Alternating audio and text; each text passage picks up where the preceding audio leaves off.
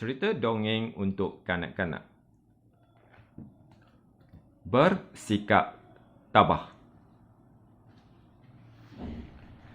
Suatu masa dahulu, ada seorang pari-pari bernama Fila.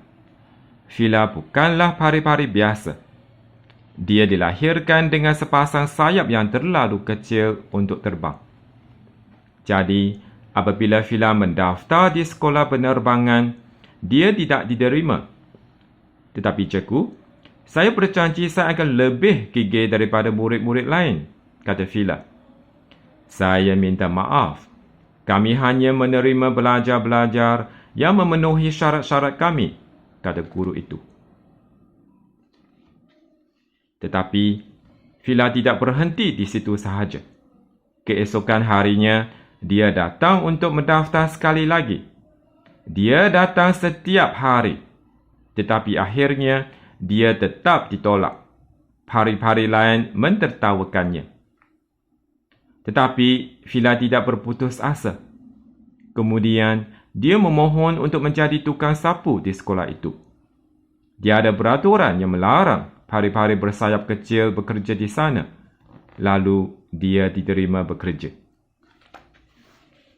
Maka, pada setiap hari, ketika pari-pari muda yang lain mempelajari teori penerbangan di dalam kelas, Fila akan membersihkan tingkap kelas dan memerhati dengan teliti.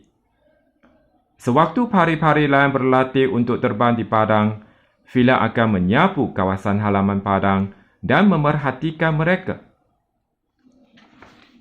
Apabila tamat waktu persekolahan, Fila akan pergi ke padang dan mencuba untuk melakukan pergerakan seperti pari-pari yang lain. Namun, masih tiada perubahan. Cikgu sudah beritahu, tidak perlu bersusah payah mencuba, kata guru itu. Fila berasa sedih. Tetapi, dia berazam untuk terbang. Maka, dia bangun awal pagi untuk berlatih. Dia berlatih siang dan malam. Boleh dikatakan, dia menggunakan semua masa terluangnya untuk berlatih. Apabila pari-pari lain sudah boleh terbang setinggi semak, dia masih tidak boleh terbang. Tapi, dia tetap tabah dan mencuba dengan bersungguh-sungguh. Apabila pari-pari lain sudah boleh terbang setinggi pokok, akhirnya Fila boleh terbang. Dia hanya terbang setinggi rumput. Tetapi, sekurang-kurangnya ada kemajuan. Fila terus berlatih dengan gigih dan akhirnya berjaya terbang sebagus pari-pari lain yang bersayap normal. Tetapi, gurunya dan pari-pari yang lain masih memandang rendah pada sayapnya yang kecil.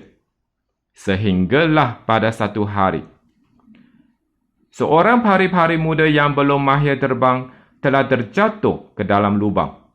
Lubang itu bukan sahaja dalam, malah ia kecil dan sempit. Seekor kucing liar yang merupakan musuh semula jadi pari-pari telah menggali lubang untuk memerangkap mereka.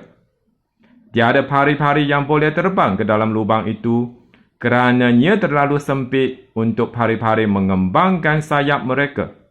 Tetapi Fila melompat tanpa rasa ragu.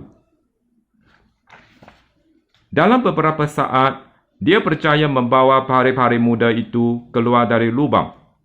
Sayapnya yang kecil berfungsi dengan baik, walaupun dalam lubang yang sempit. Fila tahu kegigihannya selama ini telah membuahkan hasil. Sejak hari itu, tiada siapa memandang rendah dirinya lagi. Apakah maksud berusaha dengan gigih? Berusaha dengan gigih bermaksud terus mencuba walaupun semua usaha sebelum itu tidak berjaya. Pantang menyerah kalah dan berjuang mengatasi segala rintangan untuk meraih mimpi. Sekian.